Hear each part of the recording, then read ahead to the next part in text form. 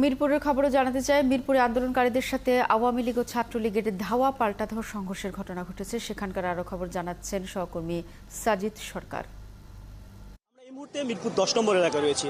10 নম্বরের এলাকার যদি সকাল 10টা থেকে দুপুর 2:30টা পর্যন্ত চিত্রটা যদি একটু বলি, আজকে সকাল 11টায় অসহযোগ আন্দোলন ডাকে মিরপুর 10 নম্বর গোলচত্বর এলাকায় অসহযোগ আন্দোলনকারীরা অর্থাৎ বৈষম্য বিরোধী ছাত্র আন্দোলনকারীরা তাদের যে পূর্ব ঘোষিত আন্দোলন সেটি ডাক দেওয়ার কথা ছিল। তবে আমরা সকাল 10টা থেকে সেই ছাত্র জনতা কাউকেই দেখিনি। সকাল 11টার মধ্যে বিশেষ করে এই এলাকার মিরপুর এলাকায় যে সংসদীয় এলাকা রয়েছে এখানে আমরা দেখেছি সকাল 11টার মধ্যে ঢাকা 14 আসনের সংসদ সদস্য মাইনুল হোসেন খান নিখিল তিনি একই সাথে আওয়ামী যুবলীগের সাধারণ সম্পাদক এবং ঢাকা 15 আসনের সংসদ সদস্য এবং ঢাকা 16 আসনের সংসদ সদস্য তারাও কিন্তু এসেছিলেন।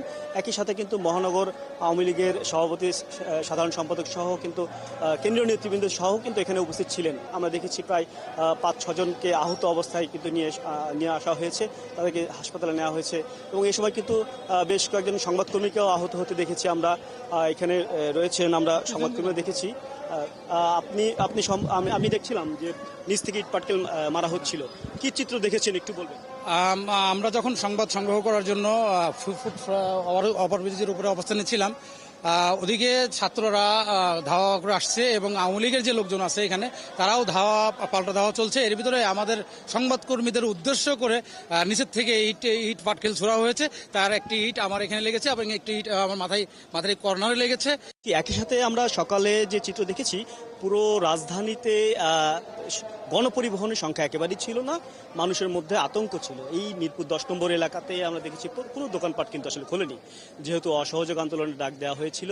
আসলে কোন পক্ষের ভয়ে তারা দোকানপাট খোলেনি সেই বিষয়টি কিন্তু আসলে এখনো অজানা। তবে আমি যদি সেই সকাল থেকে দুপুরের চিত্রটা আরও একবার জানিয়ে দিতে চাই, 12টার পর থেকে যখন মিরপুর 13-14 নম্বরে যখন দুই পক্ষ অর্থাৎ ছাত্রলীগ যুবলীগ স্বেচ্ছাসেবীর সাথে যখন হামলা শুরু হয়, সেই একই সাথে কিন্তু অপর পক্ষ থেকে অর্থাৎ আন্দোলনকারীদের পক্ষ থেকেও কিন্তু ইটপাটকেল ছড়া হয়। এর পরবর্তীতে আমরা দেখেছি দুপুর 2টা নাগাদ 2টোর দিকে কিন্তু কাজীপাড়া অংশ থেকে কিন্তু একদল এই মিরপুর 10-এর দিকে লক্ষ্য করে যারা অবস্থান নিয়েছিলেন তাদেরকে লক্ষ্য করে কিন্তু আসলে ইটপাটকেল ছড়া শুরু করে। একই সাথে কিন্তু দুই পক্ষ ধাওয়া এখনো চলছে আমরা দেখছি, অর্থাৎ ছাত্রলীগ বা যুবলীগ তারাও অ্যাকশনে যাচ্ছেন, ওদিক থেকে কিন্তু আন্দোলনকারীরা তারাও কিন্তু ইটপাটকেল নিক্ষেপ করছেন।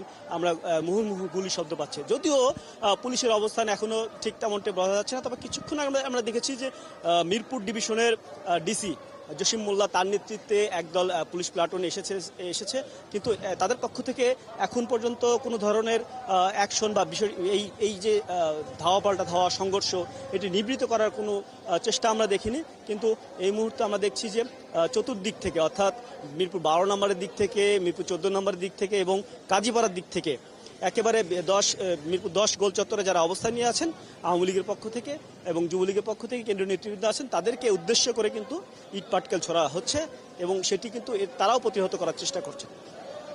এটি আসলে কতক্ষণ চলবে সেটি আসলে আমরা এই মুহূর্তে বলতে পারছি না। তবে এরপরে সংবাদ সংযোগে হয়তো বা আরও বিষয় আরও বিস্তারিত বলতে পারবো।